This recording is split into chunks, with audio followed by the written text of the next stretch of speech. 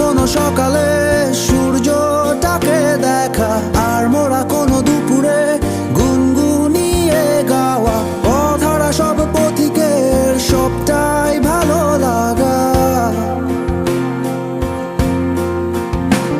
আর জানালার ওই কাছটায় থমকে থাকা বৃষ্টি, অলিখিত সব কবিতায় আটকে থাকা সৃষ্টি, দেয়ালে আঁকা ছবিটায়